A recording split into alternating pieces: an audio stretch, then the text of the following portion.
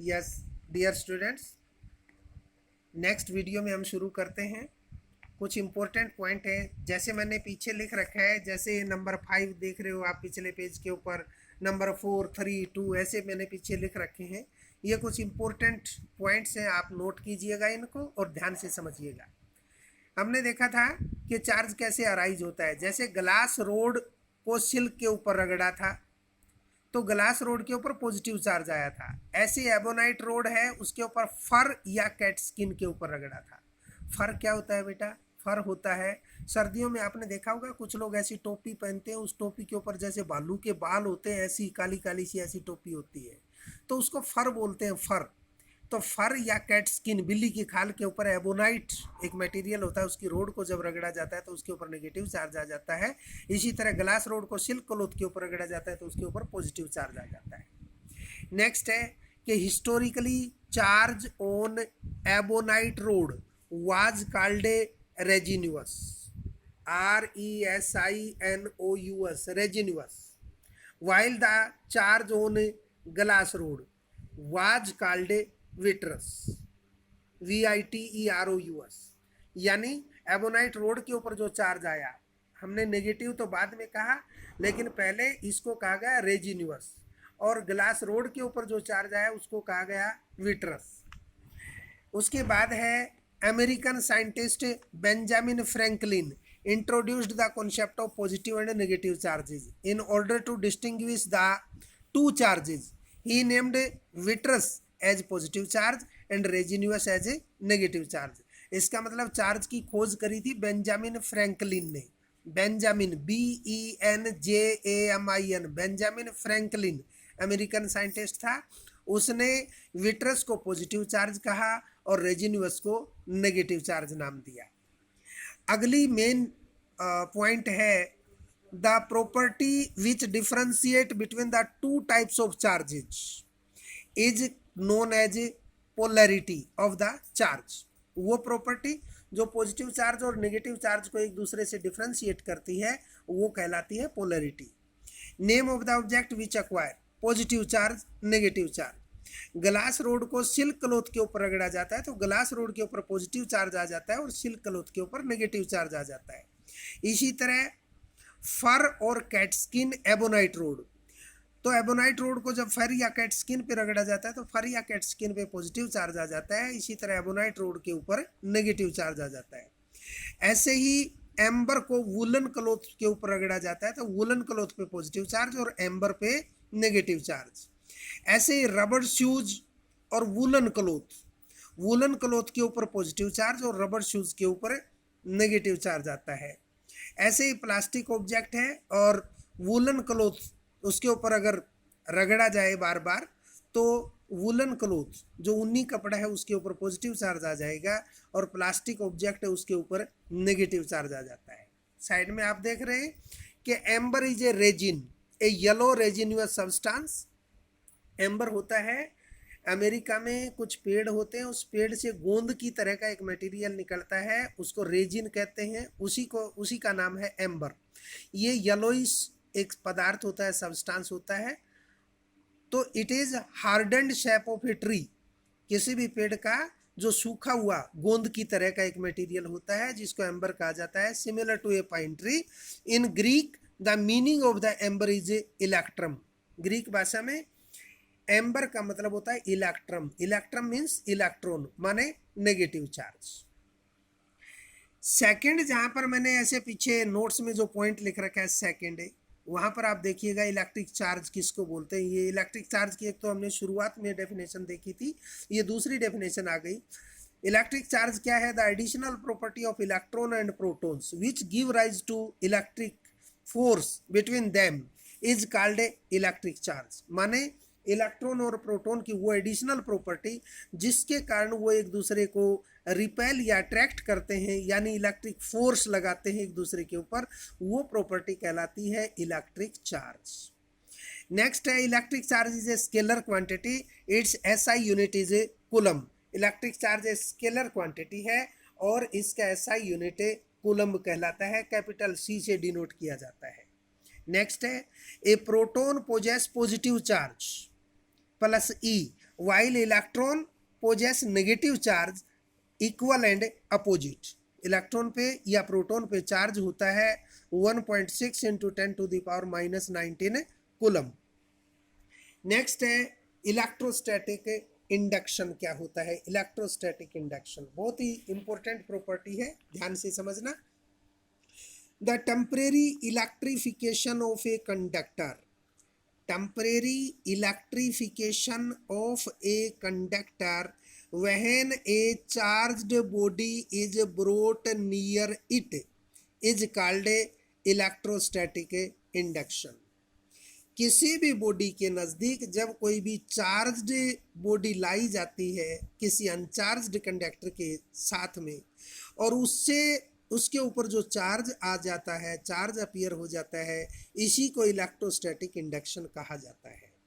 ये देखिए आपको डायग्राम दिखा रखा है साइड में।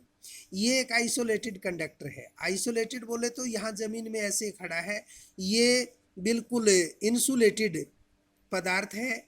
यहाँ पर कोई भी मटेरियल बॉडी है, ये सपोज कीजिए किसी मेटल की बॉडी है, ये ऊपर ए बी जो साइड दिखा रखी है, ये ग्लास रोड है रब्ड विद सिल्क क्लॉथ। हमने देखा बेटा कि ग्लास रोड को जब सिल्क क्लॉथ के ऊपर रगड़ा जाता है तो उसके ऊपर पॉजिटिव चार्ज आ जाता है। इसके ऊपर कोई चार्ज नहीं है, जो सामने ए बी जो ये बॉडी दिखाई दे रही है इसके ऊपर कोई चार्ज नहीं है। ये ग्लास रोड है जो रब्ड विद सिल्क क्लॉथ है। इस ग्लास रोड को, क्योंकि हम जानते हैं इसके ऊपर पॉजिटिव चार्ज है, इस ग्लास रोड के इस एक एंड को हम इधर लेकर के आए, ए पॉइंट की तरफ लेकर के आए। जो ही इस ग्लास रोड को ए पॉइंट की तरफ लेकर के आए, होता क्या है कि ये जो रोड है ए बी, इस रोड के अंदर पॉजिटिव और नेगेटिव दोनों चार्जेस हैं, लेकिन कुल मिला के टोटल चार्ज न्यूट्रल है। अब ये जो पॉजिटिव रोड है ये इसके नज़दीक हम लाते हैं तो इधर वाला जो सिरा है, जिधर ये रोड नज़दीक लाई जाती है वो वाला सिरा, उधर ये रोड इलेक्ट्रॉन को, नेगेटिवली चार्ज्ड इलेक्ट्रॉन को अपनी ओर अट्रैक्ट करती है और पॉजिटिवली जो पॉजिटिव चार्जेस हैं उनको दूसरी तरफ रिपेल कर देती है। तो ये सिरा तो पॉजिटिव बन जाता है और ये सिरा नेगेटिव बन जाता है। इसी प्रॉपर्टी को इलेक्ट्रोस्टैटिक इंडक्शन कहा जाता है। इलेक्ट्रोस्टैटिक इंडक्शन एक बार फिर से देखिए। द टेम्परेरी इलेक्ट्रिफिकेशन, टेम्परेरी क्यों कहा? क्योंकि ये रोड को हम नज़दीक लेकर के आए तो इसके ऊपर इधर नेगेटिव चार्ज आ गया और इधर आ गया पॉजिटिव चार्ज। अगर हम इस रोड को यहाँ से दूर ले जाएंगे तो वापस ये पॉजिटिव चार्ज इधर आ जाएगा और ये पूरी रोड दोबारा से न्यूट्रल हो जाएगी। तो ये इसके ऊपर जो चार्ज दिखाई दे रहा है ये टेम्परेरी है, इसीलिए इसको कहा गया है temporary electrification of a conductor when a charged body is brought near it is called electrostatic induction. Next point है the two kinds of charges that appear on the two ends of the conductor due to electrostatic induction are called induced charges. जो electrostatic induction के कारण इस material के ऊपर जो दो तरह के चार्ज अपीयर हुए, इधर नेगेटिव चार्ज और इधर पॉजिटिव चार्ज जो अपीयर हुए, इन्हीं दोनों चार्जेज को क्या बोलते हैं? इंड्यूस्ड चार्जेज कहा जाता है। नेक्स्ट है the charge present on the charging body used to produce electrostatic induction is called inducing charge. ये देखिए ये वाली न्यूट्रल थी ये रोड, और इस रोड के नज़दीक ये चार्ज रोड को लेकर के आए, तो इस चार्ज रोड के ऊपर जो चार्ज है, इस चार्ज के कारण यहाँ पर चार्ज इंड्यूस हुआ है। So the charge on this road is called inducing charge and these charges on this road are called induced charges। ये inducing charge और ये कहलाता है induced charges। नेक्स्ट है फोर्थ पॉइंट, आप देख पा रहे हैं additive nature of charge. Additive nature of charge क्या है? जैसा मैंने पहले भी बताया था, एडिटिव नेचर का मतलब है चार्ज को सीधा सिंपली एल्जेब्रिकली जोड़ा जा सकता है। The total charge on an object is equal to the algebraic sum of all the charges distributed on the different parts of the object. That is total charge Q is equal to Q1 plus Q2 plus Q3 plus Q4 plus Q5 and so on. इसका मतलब किसी भी body के ऊपर अलग अलग जगह के ऊपर all over the surface of the body different charges are situated, suppose किसी पॉइंट पे चार्ज Q1 है, किसी पे Q2 है, किसी पे Q3 है, तो टोटल चार्ज कितना होगा? सभी चार्जेस को हम एल्जेब्रिकली अगर जोड़ देंगे तो that will be the total charge. इसी को बोलते हैं additive nature of a charge. Next है difference between additive nature of mass and electric charge. Additive nature of mass और इलेक्ट्रिक चार्ज में क्या डिफरेंस है? पहला डिफरेंस है mass is always positive while charge can B positive और ए negative. मास हमेशा positive होता है, चार्ज पॉजिटिव भी हो सकता है और नेगेटिव भी हो सकता है। सेकंड पॉइंट है the total mass of N object is always non zero. किसी भी बॉडी का मास कभी जीरो नहीं होता, नॉन जीरो होता है किसी भी ऑब्जेक्ट का mass. While total charge on an object may be positive, may be negative और मे बी जीरो। किसी भी बॉडी के ऊपर जो चार्ज है वो पॉजिटिव भी हो सकता है, नेगेटिव भी हो सकता है और जीरो भी हो सकता है, जबकि मास कभी भी जीरो नहीं हो सकता। किसी भी बॉडी का मास हमेशा नॉन जीरो होता है। नेक्स्ट और पांचवा पॉइंट है, देखिए the quantization of charge can be observed at microscopic level not in actual practice. इस पॉइंट को बड़े ध्यान से देखेंगे। The quantization of charge, quantization हम जानते हैं क्वांटाइजेशन का मतलब क्या है कि charge on an object is always present in whole number multiple of smallest unit of charge, that is Q is equal to plus minus NE, जो हमने देखा था वो मतलब है क्वांटाइजेशन का। यहाँ कहता है कि the quantization of charge can be observed at microscopic level, बहुत छोटे लेवल पे ही क्वांटाइजेशन को देखा जा सकता है, नॉट इन एक्चुअल प्रैक्टिस। क्यों नहीं? एक्चुअल प्रैक्टिस में क्वांटाइजेशन को एक्सपीरियंस नहीं कर सकते हम, क्योंकि स्मॉलेस्ट यूनिट ऑफ चार्ज एक इलेक्ट्रॉन इतना छोटा है कि एक सुई की नोक जहाँ टिकती है इतनी, सिर्फ इतनी सी डिस्टेंस में 10 लाख से 1 करोड़ के बीच इलेक्ट्रॉन आ सकते हैं। इसलिए वहां पर क्वांटाइजेशन का कोई अर्थ नहीं रह जाता है।